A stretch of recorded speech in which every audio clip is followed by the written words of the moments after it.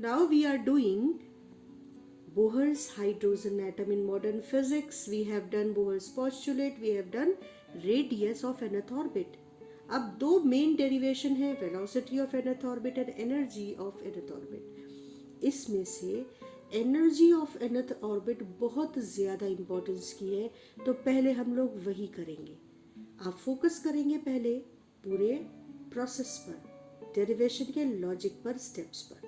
सबसे पहला point, energy of nth orbit En is sum of kinetic energy of electron because it is having motion and potential energy of electron because it is bound with the nucleus with the electrostatic force. Now kinetic energy of electron can be written as half mass of electron and velocity of electron square, and potential energy of electron can be written as 1 upon 4 pi epsilon naught, then charge of nucleus, electrons charge upon distance between them, that is radius of the orbit in which electron is revolving. Now we need mv squares value here, and we need mv squares value in terms of z, e and r because we want to subtract it or add it. So just observe the way we are going to find this value. This value we can find with the logic that centripetal force of the electron is obtained from the electrostatic force, Ze into E Q1 Q2 upon R square. So R is cancelled and mv square is equal to 1 upon 4 pi epsilon naught Ze square upon R. This value is substituted here. So we will have half mv square की value यहाँ उठा के रख देते हैं, तो 1 upon 4 pi epsilon nought Ze square upon R. और यहाँ पर देखो potential energy, potential energy electron और न्यूक्लियस के बीच में अट्रैक्शन फोर्स की वजह से है. बाउंड सिस्टम है, तो आपको याद है बाउंड सिस्टम की पोटेंशियल एनर्जी निगेटिव होती है, चाहे वो प्लैनेट अर्थ और सन के बीच की ग्रेविटेशनल पोटेंशियल एनर्जी हो या इलेक्ट्रॉन और न्यूक्लियस के बीच की इलेक्ट्रोस्टैटिक पोटेंशियल एनर्जी हो. बाउंड सिस्टम की पोटेंशियल एनर्जी हमेशा निगेटिव होती है, तो यहाँ पर हम एक माइनस साइन ऐड कर देंगे. तो अब हमको यहाँ पे minus 1 upon 4 pi epsilon nought और ये हो गया Ze square upon R. Result subtract करोगे तो आपको वैल्यू मिलेगी minus. See, total energy of a bound system is also negative.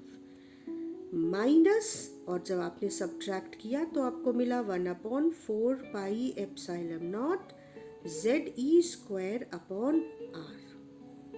ठीक है. अब देखो nth ऑर्बिट की एनर्जी ये आई, लेकिन हमको यहाँ से 2-3 पॉइंट्स इंपॉर्टेंट नोट करके बिल्कुल हाईलाइट करने हैं. क्या? काइनेटिक एनर्जी और पोटेंशियल एनर्जी की वैल्यूज को देखो. Kinetic energy is just half the potential energy. More over kinetic energy की वैल्यू और nth ऑर्बिट के टोटल एनर्जी की वैल्यू देखो. Kinetic energy is half the potential energy, but kinetic energy is equal to total energy. केवल difference क्या है? Kinetic energy negative नहीं होती है, पोटेंशियल एनर्जी निगेटिव हो सकती है और टोटल एनर्जी बाउंड सिस्टम की भी निगेटिव होती है. तो हमने पहला कंक्लूजन क्या ड्रॉ किया, देखो, that kinetic energy is equal to total energy in magnitude. I am talking about magnitude. Magnitude of kinetic energy is equal to total energy. और हम यहाँ पर इसे मॉड के अंदर भी डाल सकते हैं कि टोटल एनर्जी का निगेटिव साइन उस वक्त कंसीडर नहीं करना है जब हम काइनेटिक एनर्जी से इसे इक्वेट कर रहे हैं, लेकिन ये दोनों इक्वल है पोटेंशियल एनर्जी की हाफ वैल्यू के. So this is something very important which you need to remember. ये तुम्हारे कई न्यूमेरिकल्स को बहुत छोटा कर देगा. ठीक, दूसरा पॉइंट देखो. And important question, important point is significance of negative sign. तो हम इसको प्रॉपरली लिख कर ये समझेंगे कि हमको, क्योंकि ये क्वेश्चन बहुत फ्रीक्वेंटली पूछा जाता है कि इसका आंसर कैसे लिखना है नेगेटिव साइन का. एंड बिलीव मी, 90% से ऊपर बच्चा मैंने पिछले इतने सालों में कॉपी करेक्शन के समय देखा, इस क्वेश्चन का आंसर बिल्कुल सही लैंग्वेज में बिल्कुल सही नहीं देते हैं. तो हम कैसे लिखेंगे देखो. Negative sign of total energy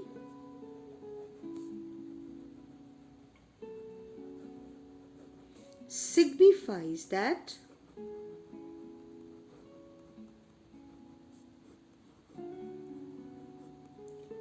system of nucleus and electron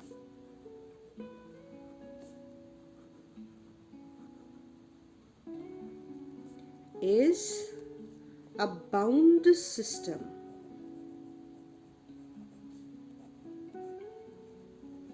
Bound and stable.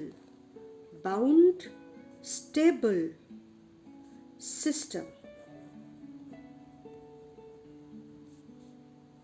with attraction force.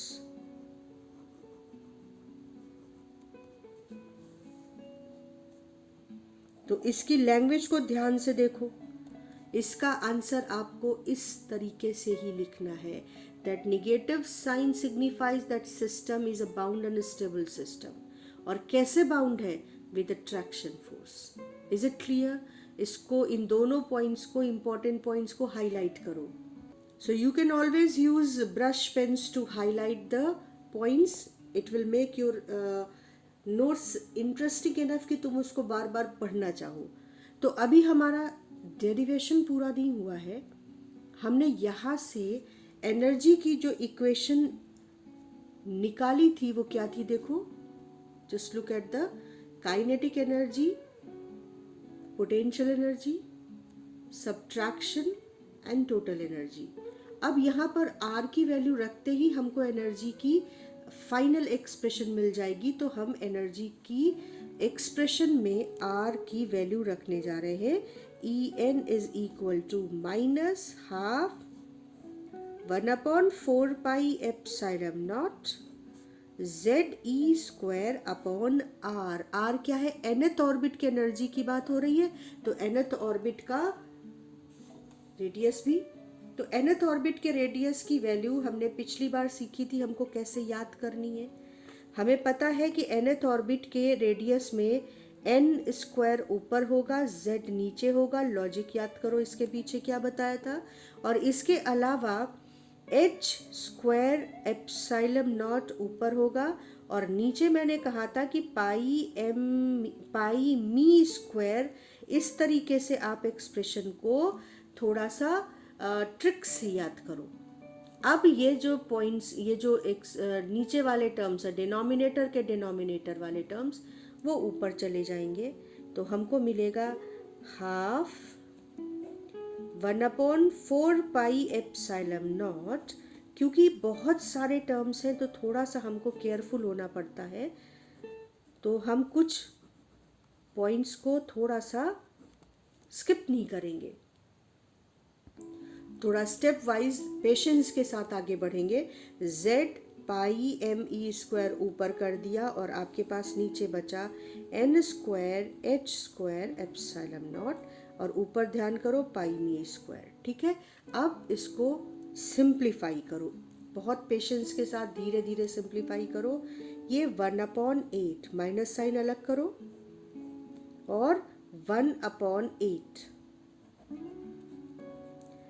Pi cancel हो रहा है, एप्सिलॉन नॉट स्क्वायर हो रहा है, तो 1/8 अलग लिख दिया क्योंकि और कोई नंबर नहीं है यहाँ पर।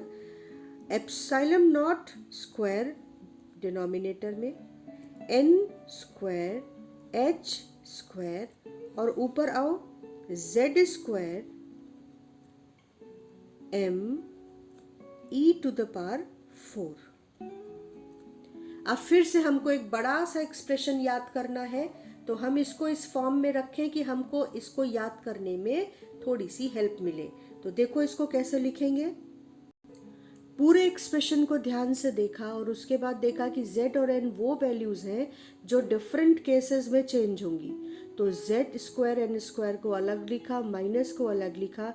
अब हमारे पास बचा मी 4, देखो मी 4 है ना, me टू द पावर 4 और यहाँ पर 8 epsilon nought square h square. तो अब इसको आपने एक्चुअली दो पार्ट्स में डिवाइड कर लिया फॉर्मूले को याद करने के लिए। z स्क्वायर n स्क्वायर अलग कर लिया, मी 4/8 epsilon nought square h square. Numerator में जो भी है वो सब दोनों टर्म्स स्क्वायर में है।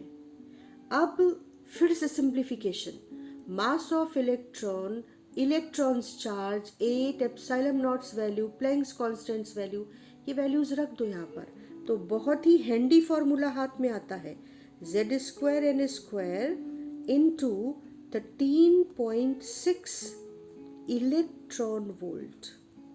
ये ध्यान रखने वाली बात है, जूल्स में नहीं निकाला है, इलेक्ट्रॉन वोल्ट में निकाले, यानी जूल्स में जो एनर्जी आई है उसे इलेक्ट्रॉन वोल्ट्स में कन्वर्ट करें तो इस एक्सप्रेशन की वैल्यू 13.6 मिलेगी।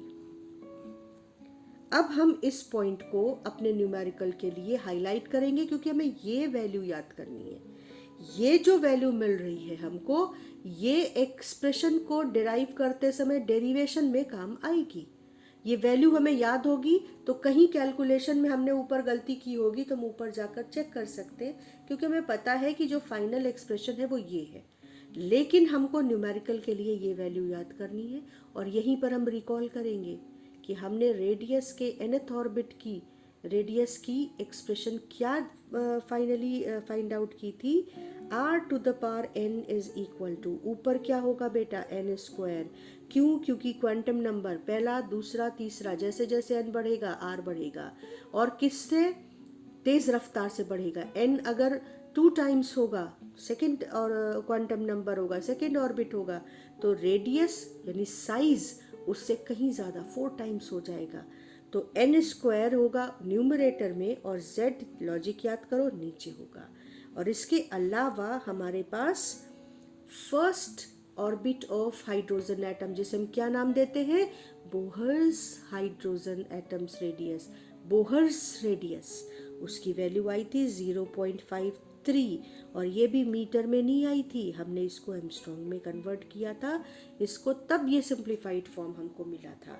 तो nth ऑर्बिट की रेडियस ये याद होनी है और nth ऑर्बिट का एनर्जी ये याद करना है।